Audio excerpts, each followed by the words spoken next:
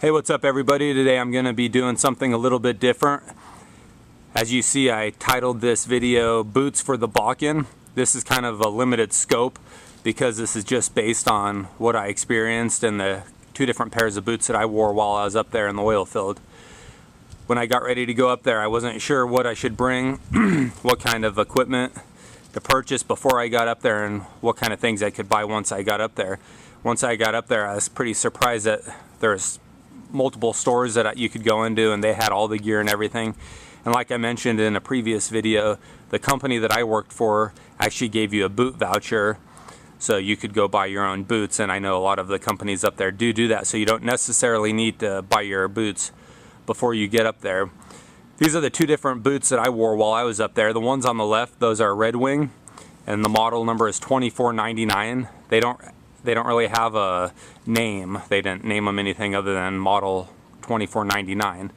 The ones on the right are Georgia boots, and the model is Mud Dogs. So when you get up there, you're going to find out that pretty much every company requires that you have steel-toed boots, and depending on what your job is going to be, is going to a little bit define what kind of boots you want. I decided to go with the pull-on boots. There's pros and cons of that. Obviously, they're a lot faster getting them on and off, and a little bit more convenient. The downside is you have no ankle support. If you're at a job where you're hustling a lot, running around, then you're probably not going to really like these. That was the one downfall that I seen with them, is when you're out on site a lot of times, they put rock down, big rocks, to make sure that there's traction, it doesn't get all muddy when it's raining or snowing or whatever.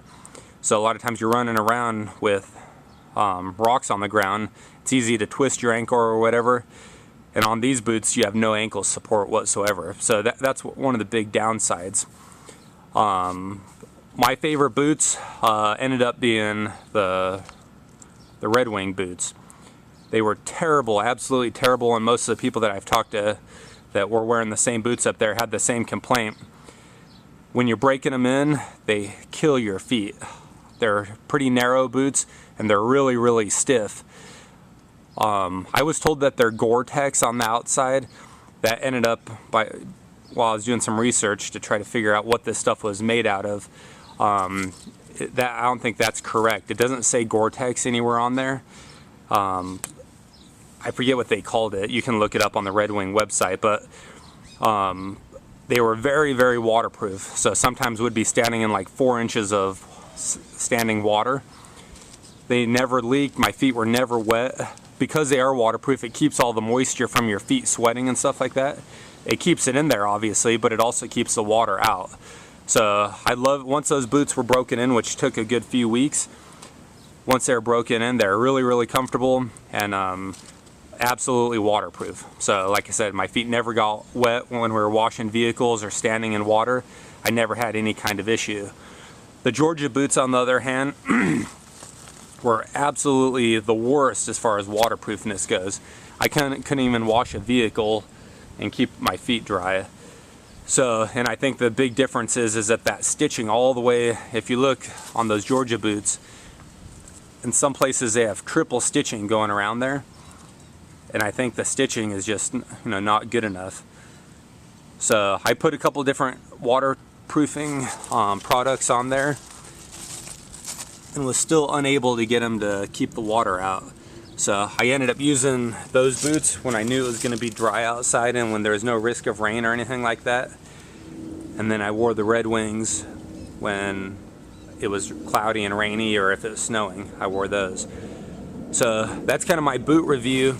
Once you get up there, you're going to see there's all different kinds of boots. Most of the places are only going to give you a boot voucher, if they're going to give you one at all, and it's just for one set of boots. And most of the companies were like $100 boot voucher.